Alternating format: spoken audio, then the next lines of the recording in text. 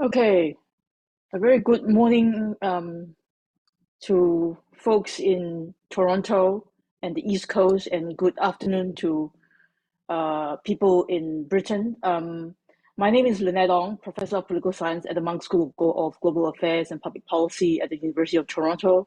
I wish to acknowledge this land on which the University of Toronto operates. For thousands of years, it has been the traditional land of the Huron-Wendat, the Seneca, and most recently the Mississaugas of the Credit River. Today, this meeting place is still the home to many Indigenous people from across Turtle Island, and we are grateful to have the opportunity to work on this land. I'm delighted today to be hosting this webinar to discuss Professor Steve Zhang's latest book, The Political Thought of Xi Jinping, which is co-authored with Olivia Chung. Steve Zhang is director of the SOAS China Institute at SOAS University of London. He's also an emeritus fellow of St. Anthony's College at Oxford and a fellow of the Academy of Social Sciences. He previously served as the head of the School of Contemporary Chinese Studies and director of the China Policy Institute at the University of Nottingham.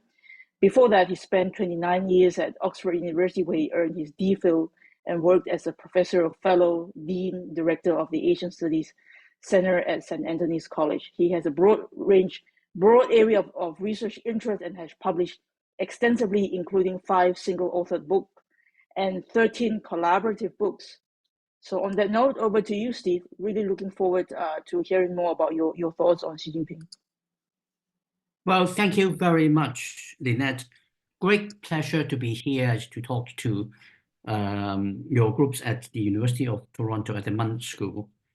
What I'm going to do, I hope will be spending about up to 30 minutes or so to talk about Xi Jinping thought. I'll start off by simply saying what Xi Jinping thought seeks to achieve. And that basically 2 things interlinked. One is domestically what it tries to do, and then beyond China, globally, what Xi Jinping thought is about. Now, domestically, it is about forging one China, one people, one ideology, one party, and one leader. Beyond China, globally, it is about delivering the China dream of national rejuvenation. And what does that mean? A bit more cliche here, since you are a North American audience, it is to make China great again. More specifically, what does that mean? I'll go into a lot more details later when I talk about how he wants to achieve this. It is, in general terms, to return China to the glory days of its imperial zenith, when what Xi Jinping would think of as Pax Seneca prevailed. I'll come back to more of this in terms of what it means for China as a whole and for the rest of the world in terms of what this national rejuvenation of China as Xi Jinping conceives it means. Now, how does Xi Jinping thought says that China should achieve the China dream? The book is divided into essentially 7 parts. One is to put the party at the center. As Xi Jinping said at the 19th Party Congress, matters not whether you are in the north, south, east, west, or in the middle. Matters not whether you are in the party, state, military, civilian life, educational sector, or any other sector. The party leads everything, everywhere. No exceptions, no if, no buts. The party leads everything. And this is why, from the very beginning of Xi Jinping's time as the top leader in China, he started the anti-corruption campaign, which is what most people call an anti-corruption campaign. The only important thing that we need to bear in mind is that when it was being launched as an anti-corruption campaign, it was always meant to be something much more. A campaign has a starting point and an ending point. And it was the sort of things that people in China and the Communist Party in particular expect a new leader to come in and start something new, but give it a few months, maybe even 6 months, or, well, for a really ambitious leader, maybe a year, this will all blow over, we'll get back to normal. Except that's not what Xi Jinping intended. The anti-corruption campaign had always been an anti-corruption drive in name, but a party ratification campaign, a party ratification operation in practice. And because it is the party ratification operation in practice, it has no termination date. It's going to continue for as long as Xi Jinping is in power, and it is the sort of things that will make sure the party leader controls the party effectively, reinvigorating the Communist Party of China as a Leninist instrument of control, which was at the risk of faltering at the end of the Hu Jintao Wen Jiabao decade. So this is the first important part about what Xi Jinping thought is about, putting the party at the center of everything. The second part is to combine a Maoist-typed strongman leader with an effective, reinvigorated Leninist party control. And the man in China's histories since the Communist Party who exemplified, at least until Xi Jinping came along, who exemplified the way how the Communist Party was a true Leninist instrument, was Mao Zedong's former number 2, Liu Shaoqi, the man who was famous or infamous for his little pamphlet called How to Be a Good Communist. He was the ultimate communist Leninist until Xi Jinping came along. He is all about making sure the party controls everything with very strong discipline, and the party delivers them. Mao Zedong, on the other hand, was about his charismatic leadership. Mao Zedong would, and in fact did, unleash the so-called masses against the Communist Party when he thought the Communist Party was becoming an obstacle to the fulfillment of his perpetual revolution, and that was called the Cultural Revolution. Liu Shaoqi would never do that. And where Xi Jinping comes in is that he brings the two together. He brings in the Maoist type of leadership, hence the personality cult that he's cultivating, but he crafted on top of the Liu Shaoqi's approach to Leninist party control. Sorry. So under Xi Jinping, the party takes over the state. We often in Chinese politics describe the political entity in China as a party state. But for about 4 decades in the period of the opening up and reform from Deng Xiaoping through Jiang Zemin to Hu Jintao, the state was coming out more and more strongly, and the party was fading more into the background. That's been reversed with under Xi Jinping. The party is coming out and becoming much more dominant in running the political system in China, and the state becomes more of an instrument for implementation rather than for policy making. And the party, in this conception, represents the collective wisdoms of the people. The party therefore knows what the people want even more than the people themselves.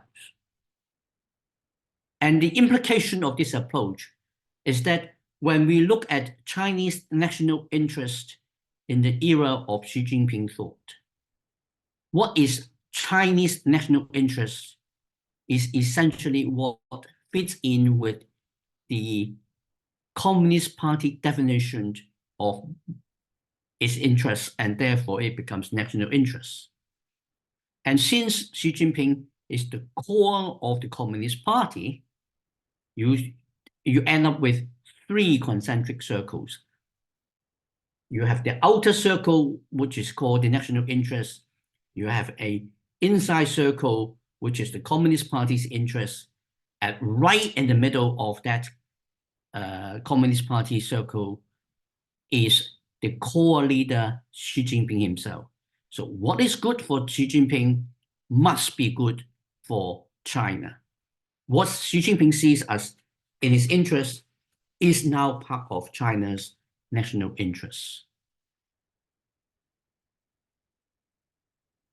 Xi Jinping will still see the party as something he needs, and therefore he will continue to put a lot of emphasis on party discipline and control in order to keep the party in power, which means keeping himself in power.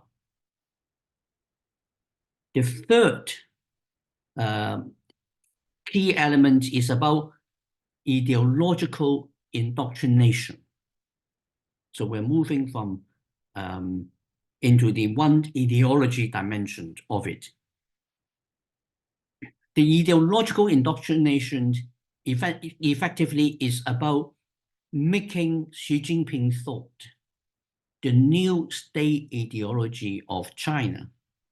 Now, in the book, we don't call it the state ideology, we call it a proto-ideology, because Xi Jinping thought doesn't really qualify in terms of the political science definition of what an ideology is.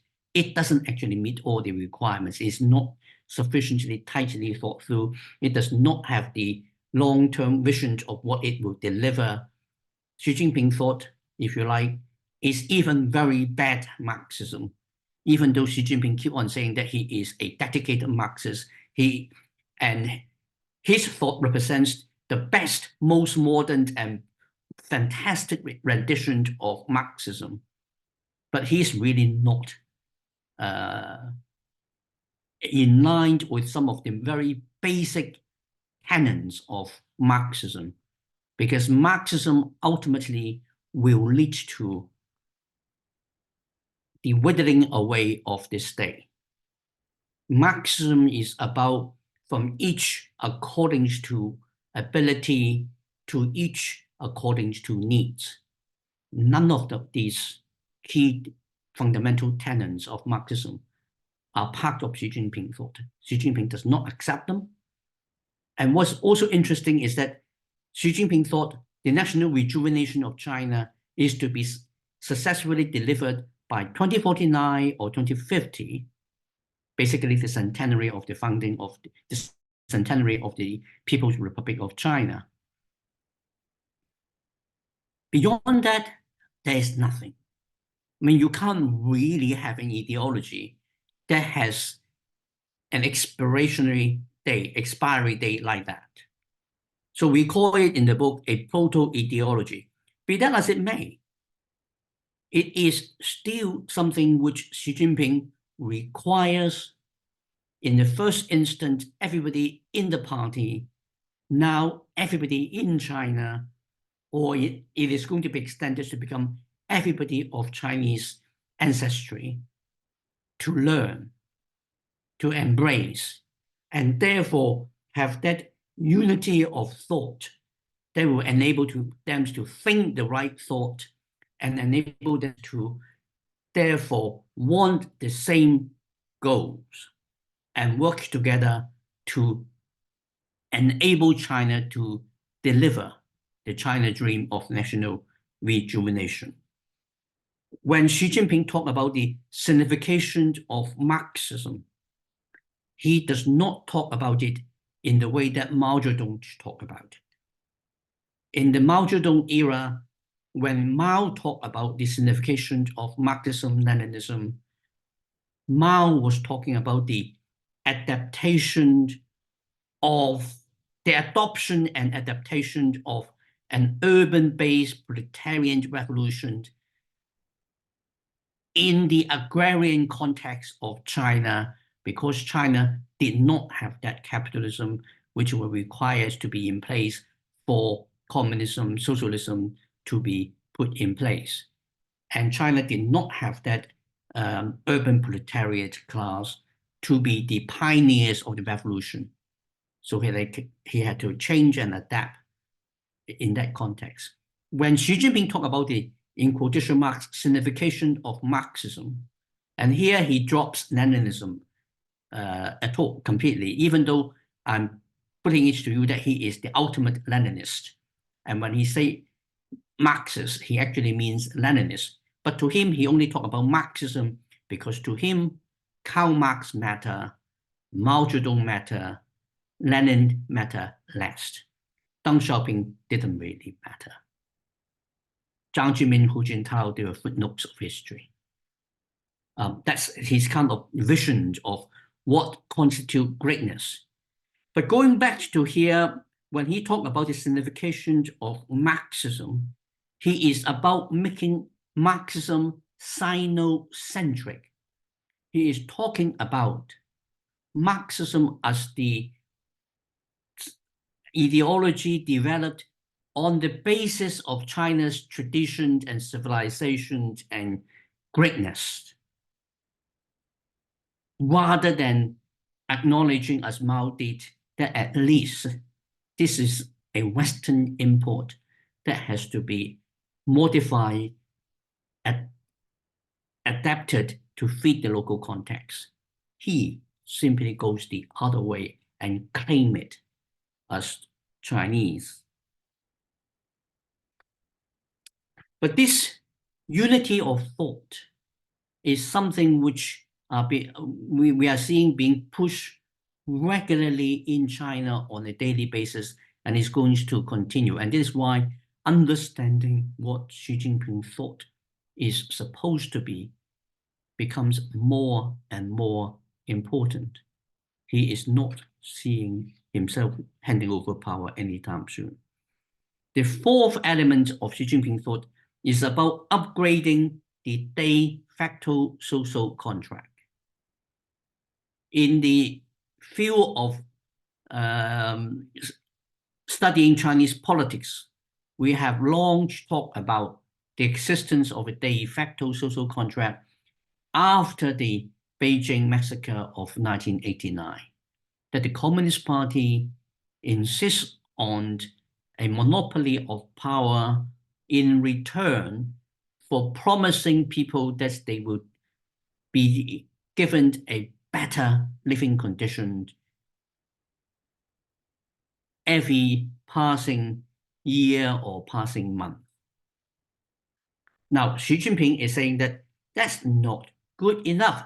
We need to upgrade it and make it even better. So the party promises more. It's not just about growth rate and therefore your very crude calculation of improvements in living standards. It's about the quality of this improvement. So not just growth, but high quality growth, making the Chinese economy cutting edge, making the Chinese economy innovative, making the Chinese economy competitive, and move up the value chain, not simply have people doing the low-level labor-intensive work.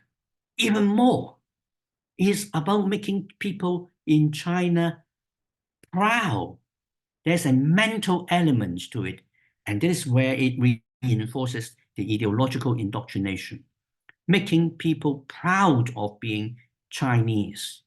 And of course, here there is a monopoly in the narrative of history that it is only with the Communist Party that people in China, the Chinese people, can be proud. Without the Communist Party, you are nothing. Without the Communist Party, you are victims of Western imperialists who step over you like mud. It's the Communist Party that makes you great. It's the Communist Party that makes China great. And therefore, you must all support the party. This is part of the new social contract. It also means for the minorities, and here when the term minorities is being referred to, think not only about the ethnic and religious minorities, but also the political minorities.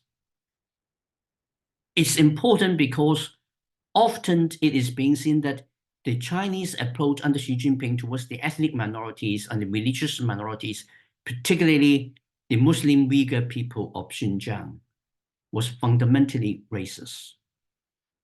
You have people therefore criticizing the Communist Party either of committing the crime against humanity as the previous UN High Commissioner for Human Rights had done in the last hour of her time in office in her last report, or others, the London Tribunal on the Uyghurs, who would describe it as a genocide. But what were being done in Xinjiang could also be done to ethnic Han Chinese people, if you like, the political minorities of Hong Kong. The poor people of Hong Kong who were misguided by the Western black hands into believing in mistaken ideas, which they like to call in democracy. But of course, Xi Jinping will tell you that the only true democracy is the whole process democracy of China, which is vastly superior to the kind of procedural democracy practice in places like Canada or the United Kingdom and other Western countries. So from the perspective of Xi Jinping, the Communist Party, and the Chinese government, what they are doing in places like Xinjiang all the way through to Hong Kong was leveling them up into patriotic Chinese. And patriotic Chinese are defined by the cultural Han tradition and their loyalty to the Communist Party and its supreme leader. And you will have noticed that I've now changed the description of Xi Jinping from the beginning as the top leader to the supreme leader, because that's what has happened in the 11 years of Xi Jinping's rule in China.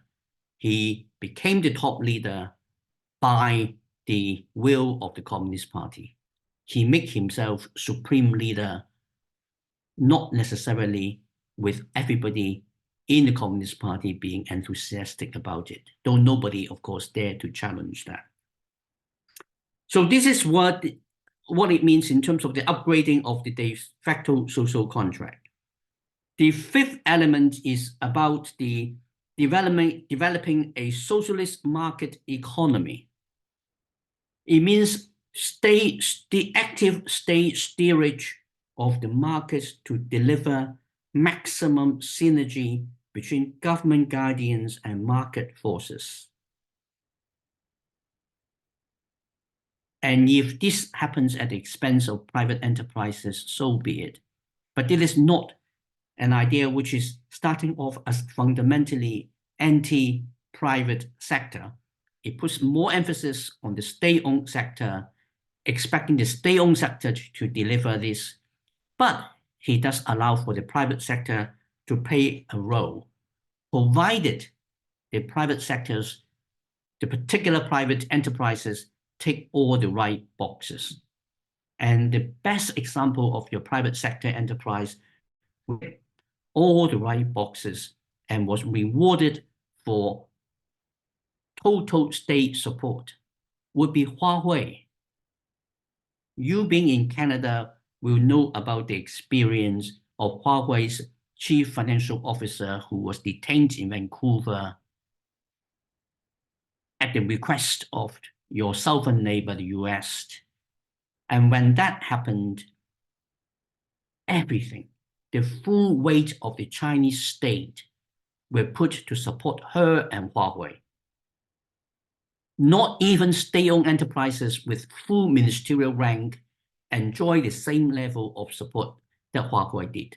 That's because Huawei, as a private company, actually did everything the Communist Party would want a private enterprise to do.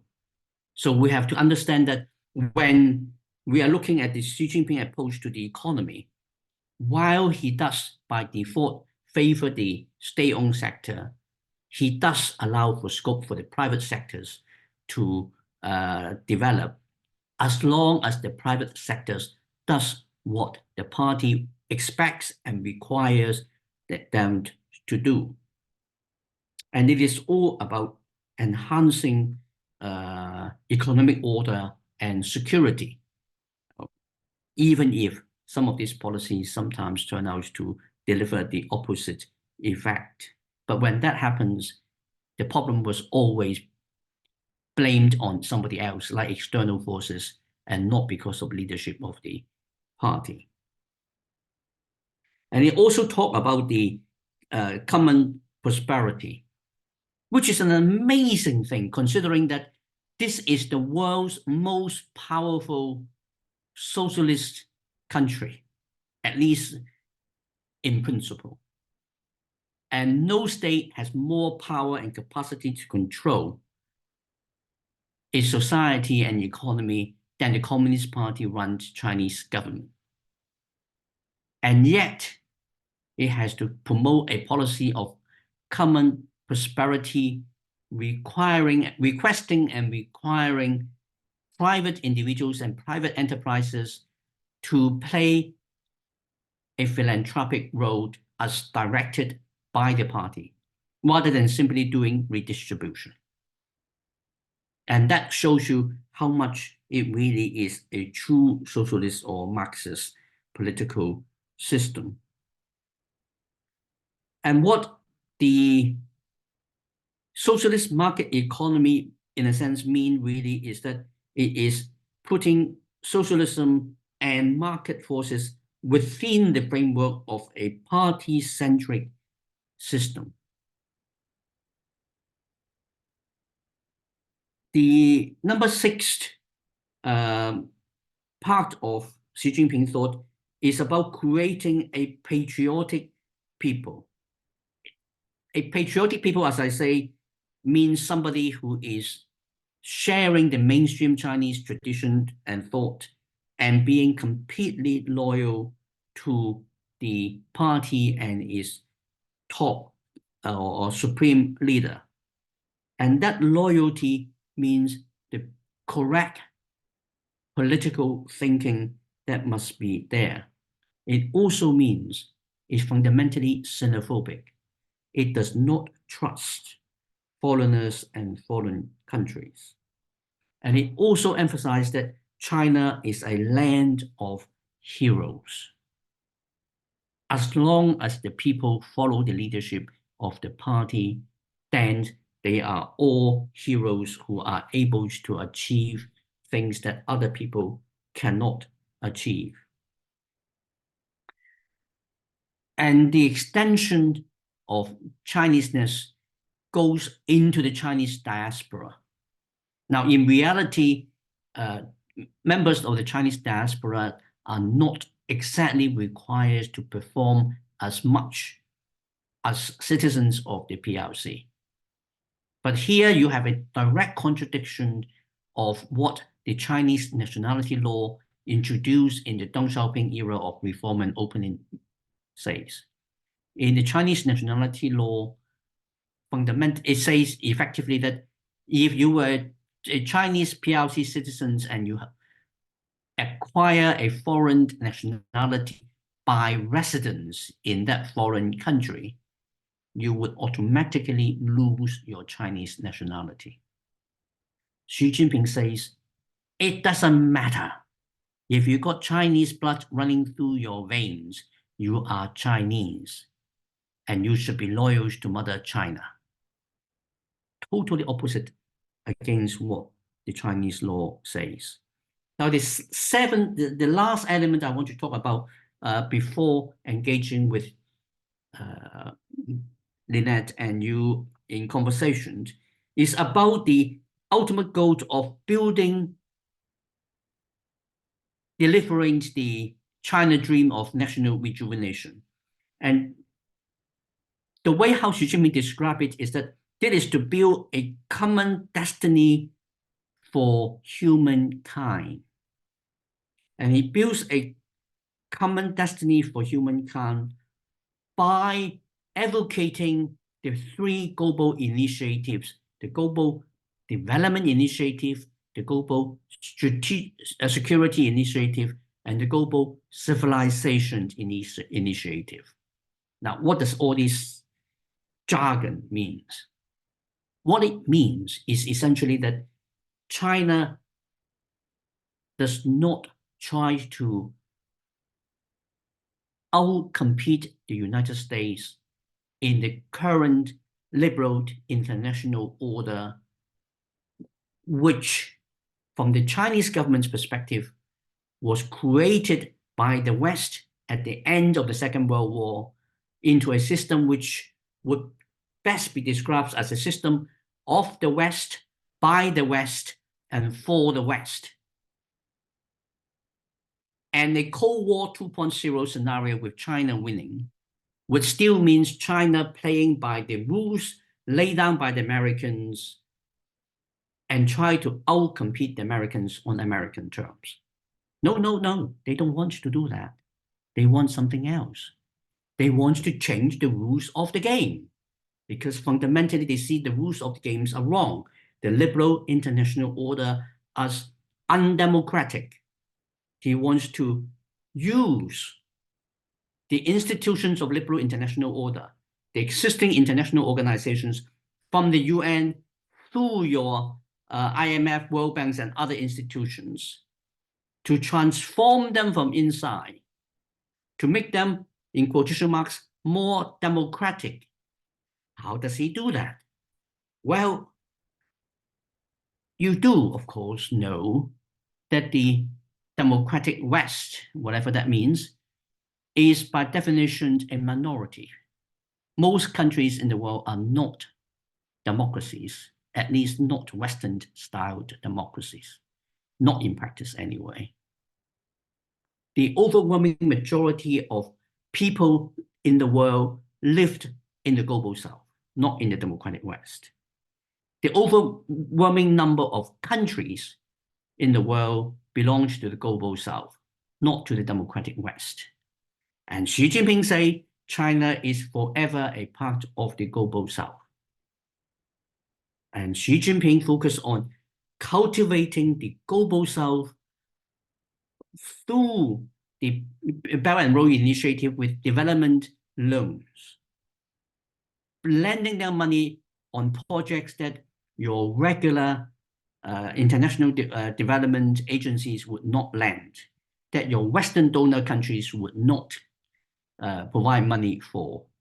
China will provide them with loans and assistance for those projects.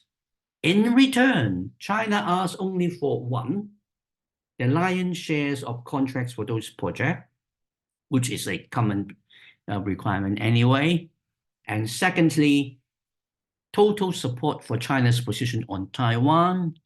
And third, this is something that most of us have missed out, support for China's position at the United Nations and other international organizations for the democratization of the international system and the international order, so that China can represent them to put their interests at the top of the agenda and in the international system and organizations, and make sure those interests are being looked after. Now, what is there not to like if you were an autocrat running a country in the global South? Does have certain appeal. What comes across to us as ideological or rhetorical mumbo jumbo actually has appeal in large parts of the world. And with that support, China can change how the UN's and other international organizations functions. We already seen it, for example, in how the Human Rights Council operates in China. And there are many other examples. I think I've spoken a bit longer than I thought I would do. So I will stop here, hand it back to Professor Ong. Thank you so much, Steve. That was very interesting. So, I mean, I have kind of read and heard bits and pieces of it from various places, but I think your book has really done a great job in articulating it systematically and pulling in the different threads. So I really want to commend you and Olivia for doing that. So my question is, several thoughts come to my mind. How do you think, what degree of success do you think Xi Jinping has achieved in terms of various dimensions of his political thoughts, starting with the upgrading of the de facto social contract from one that is focusing merely on GDP growth to one that focuses on high quality growth? To what extent is the Chinese people buying into that? I mean, we see really sputtering growth rate in the last couple of years. You have got huge industrial growth in energy sector, in green energy, in EV, but real estate and construction, everything falling flat. So to what extent do people actually buy into kind of the new social contract, especially in the post-pandemic world, post-pandemic in China, given what it has done in terms of the sudden the reversal of the zero COVID policy, and kind of correspondingly, so what you say about kind of delivering national rejuvenation with the BRI, giving out loans in exchange for loyalty for its support for China's position on Taiwan and United Nations, it's also very interesting. So the Institute of Southeast Asian Studies at the National University of Singapore just put out a report yesterday surveying elites in the region, each and every country in Southeast Asia. These are academic think tanks, government officials, civil society, private sector leaders, so on and so forth. Ask them a range of questions, basically trying to probe whether they are more pro-China or pro-United States. You know, this is a region that is at the backyard of the juggernaut and traditionally quite pro-United States. So people have been very reluctant to pick side. But I think in the last couple of years, there has been a trend of shifting away from the United States and moving towards China, even when China has gotten more authoritarian under Xi Jinping. I think that is interesting. I mean, I think it used to be about 60 pro US and 40 pro China 10 years ago. These days is about 59 and 41. So much more balanced.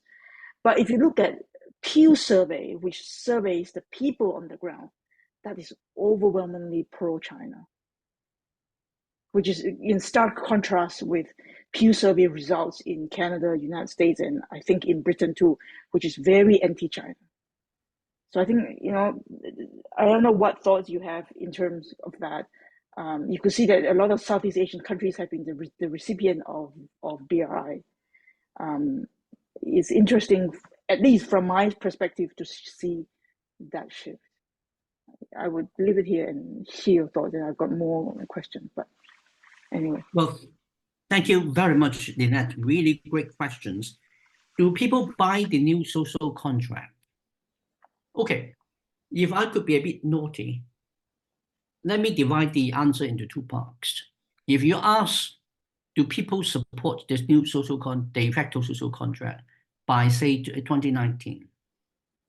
I would say if China were to have full and fair and open elections in 2019, Xi Jinping would have won with an enormous landslide genuinely. I think there's very little question that if we're looking at 2019, he would have won without really serious difficulties in a genuinely open, fair elections. I think that kind of gave you a sense of how much momentum he was building up to. Even though I would also add that even for 2019, he would probably face more resistance within the Communist Party than he would in the country at large. But if we are asking the same question of 2024, I don't think we can be quite as certain that he would be able to win with a landslide. He probably would still win. Almost certainly, I think he would still win office in fair open elections in China today. But a landslide? Probably not. You mentioned about zero COVID and the reversal of zero COVID. I think that had a huge impact on how people thought about it. Because the one big difference in the Xi Jinping era of politics and policy from previously was the substitution or replacement of collective leadership up to the beginning of the Xi Jinping era by the existence of a strongman rule in polite language or dictatorship by 2017, 2018. After the first 19-party Congress, after Xi Jinping consolidated power, he effectively reduced the top echelon of the Communist Party into an echo chamber. And policy mistakes started to be made significantly in numbers and in magnitude. And the zero COVID and the reversal of zero COVID was just the most extreme demonstration of that kind of errors.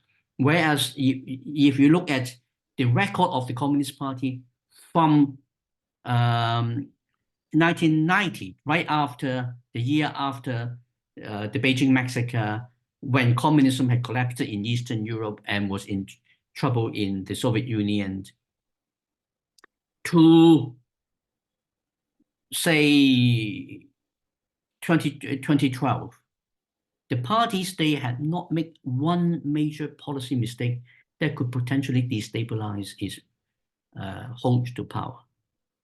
We can't say the same necessarily since then.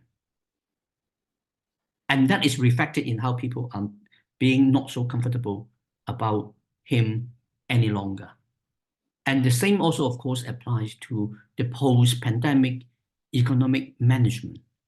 But a lot of those economic problems were in place even without the pandemic, before the pandemic. They were just not quite so acute as the post-pandemic changes have unleashed, as Xi Jinping's attempts to sort out some of the economic problems like the bubble situation with the property market. It was completely well-intentioned. He tried to engineer a soft landing of the property market, which most of us have said should have been done in China for at least 10, 20 years. He finally got around to do it, but then he did it in a way that basically deflated the bubble, and therefore the economy is in serious trouble. And he hasn't got a good plans to get out of it. And he's also reshuffled the top end of the economic management teams that he doesn't have people to do that. So there is that problem there. To your second question about the Southeast Asian opinions, I think Southeast Asia is such a diverse area and range of countries. You have very, very diverse views in Southeast Asia, but where you do have in common is a certain bandwagoning effect. When the Chinese are building up that momentum, and America is so far away, in the post-Trump era, when reliability of Uncle Sam is being openly questioned on justifiable grounds, your rich elite in Southeast Asia would want to be playing very safe with the Chinese, whatever they think privately. They wouldn't want to be on the wrong side of it, because if things comes to blow, if the Americans don't win and has staying power, they will still have to live with China. And that is, of course, in addition to the effect of the Chinese rhetoric for the global South, which was more designed for Africa and the Middle East than for Southeast Asia. But it still applied to Southeast Asia. There are large parts of Southeast Asia which would be willing to engage with that Chinese rhetoric and find it attractive. Not in all Southeast Asian countries, but even for your frontline states in Southeast Asia, like Vietnam, much as it is wanting to cozy up to the United States, it doesn't want to be on the wrong side of China either. And they are not exactly buddies of China, in spite of the sharing of a similar political system and somewhat similar ideology. And I think that kind of explains why we do need to take the Chinese rise seriously, even though Xi Jinping is managing it very poorly. Back to you. Very interesting thought. So let's open up for question. Question from Alexandra Volkov. In China, there are now many children of Black fathers and Chinese mothers. How will Xi Jinping deal with them? Well, Xi Jinping will say that as long as they are patriotic Chinese, that's fine. But I'm a Chinese person, so I hope I can say this without appearing to have a particular prejudice. But Chinese society fundamentally remains not colorblind, and there are general practices of discrimination against people of darker complexion. The darker it is, the greater the discrimination there is. So if you are looking at children born of Black father and Chinese mother, they are not being put on a level playing field in terms of their capacity to develop a career. And Xi Jinping will deny that such things ever exist in China, because if they are good Chinese, then they're okay. Except that that doesn't change the reality. There's nothing in Xi Jinping thought, or in the party's policy, or in the Chinese government's policy, that genuinely respect people of huge diversity. Your Uyghur or your Tibetans are required, on the one hand, to behave and think and be like mainstream Chinese, like the Han. But when they do so and try to check into a hotel in Beijing or Shanghai, they do not get treated the same way as your regular Han visitors from a different province. And you will have the same problem, I think, when you're dealing with children, young people of mixed parentage still. Sure. Question from Peter Remish. Could you please elaborate on the idea of Hong Kongers minorities within China? Well, Hong Kongers as minorities is as political minority because they believe in ideas which are not in line with the mainstream ideas in China, or for that matter, Xi Jinping thought. So if people in Hong Kong believed in Western-style democracy and the narrative of human rights as it is being used in the democratic West, which you have many people in Hong Kong who do, then they are in that sense political minorities, because they are not on the main part of the mainstream, and that's why they need to be help, according to Xi Jinping thought, to become mainstream patriotic Chinese. And I think that's what they actually meant. They are not being treated quite the same way as the Uyghurs in Xinjiang. That's partly because Hong Kong is a very special place. Hong Kong is very visible to the outside world, even with the level of control that the party states now exercise in Hong Kong. It cannot completely avoid outside scrutiny in the way that they could more or less just about manage to do in Xinjiang. Sure. And a question from an anonymous attendee. So you differentiate between the CCP and the state. Is the state not just a tool to implement the policies of the CCP? That is the state just a branch of the party? Well, making a distinction between the state and the party doesn't mean the state is not subjugated to the party. I mean, particularly under Xi Jinping. We did see for about 4 decades in the reform and opening of the Deng Xiaoping era, when the party was, by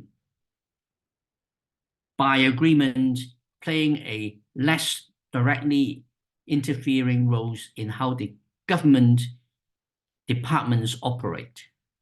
And now Xi Jinping is reversing that and putting the party completely in control, to the extent that some of your state institutions are effectively being merged into the state, the party-run parts of it. So yes, the state institutions are now mostly for implementation, but making that distinction still matters. A lot would depend on how long Xi Jinping lives. If Xi Jinping does not live that long, whoever takes over from him may well want to go back to the Deng Xiaoping era's approach and try to separate the state from the party more and allow more scope for the state institutions to be running it as part of the Chinese government, even though it's being dominated by the Communist Party, which is still different from the state institutions effectively only obeying orders from the Communist Party. Okay, so the same person asked whether there will be recording of the event. Yes, there will be recording, which will be uploaded to YouTube. So please watch out for that. Let me go to the question. So how will the emerging China-India rivalry and India's increasing closeness with the US shape the dynamics in Southeast Asia and otherwise? Well, the competition between China and India, I think, is an extremely important and interesting one. I think the real importance in that relationship is not so much in terms of how much India is getting closer to the United States, because we are looking at the huge difficulties between China and the United States. The biggest problem ultimately will be over Taiwan. When Xi Jinping decides to take Taiwan and the Taiwanese decides not to surrender, and Xi Jinping uses force, the Americans get involved militarily, where would the Indians be? I mean, the chance of India being militarily involved, I think, is very, very small. However you define the involvement is. But where India really plays a very, very important competitive role is in the engagement with the Global South. China under Xi Jinping may say that China is forever part of the Global South, implying that China is the natural leader of the Global South. You try the argument in Delhi, it's not going to get very far. I don't think there are many Indians who will buy into that narrative.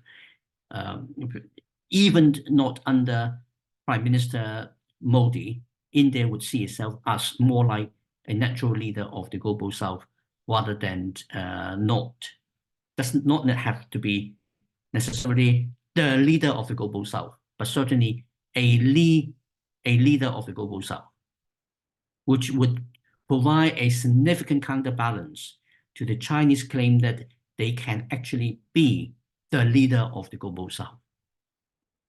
Because the bigger ambition that Xi Jinping has require China winning support from the global south to deliver his China dream. Okay, and a question from Linda Salman. Could you dig a bit deeper into Xi's concept and execution of democracy in China and the global south? Well, the Chinese concept of the I'm not entirely sure I get the question completely right, because I'm trying to see whether you're really asking me how the Chinese look at the democratization of the international system with the support of the global south, rather than the democratization of the global south. Because the Chinese are not really talking a lot about the democratization of the global south. They are simply talking about we are all part of the global south, disadvantaged and disregarded for much too long by the privileged democratic West, who took us for granted and did not give us proper treatment and respect. And the democratization of that international system is to make sure that countries from the global south have their say in global affairs through the international organizations, in particular the United Nations. And with that, it means that the preeminence of the Western countries and Western interests in the liberal international order would be replaced by a system of international system that pays more respect for countries in the global south and people in the global south. And therefore, Western countries like the United States would no longer have the right to tell countries in the global south that your system of government, your autocratic system of government, is wrong, and you need to have a democratic system of government, that your way of dealing with your citizens do not sufficiently respect human rights, and you have to do it the way we do it in the US, North America, or Europe. Is that kind of arguments being put forward. And the Chinese are basically saying that when we become number one, we won't tell you what to do. And that is what the Global Civilization Initiative is talking about. No country has the right to tell another country how to live their lives and govern themselves and what systems to have. Every system, every culture, every civilization is equally important. So if you have a system that allows you to treat your own citizens in ways that are not approved of by the democratic West, you have that right. And that right cannot be taken away from you. And China will defend you with your right in that regard. Does that answer the question? I think it does. And I think that's a good note to end the webinar. I think that's all we have the time for. Thank you so much, Steve, for a really interesting conversation. And thank you everyone for coming. And I hope your book is selling like hotcakes everywhere. Well, thank you very much, Lynette, and thank you to you all for your questions and for listening. Thank you. Bye-bye, everyone.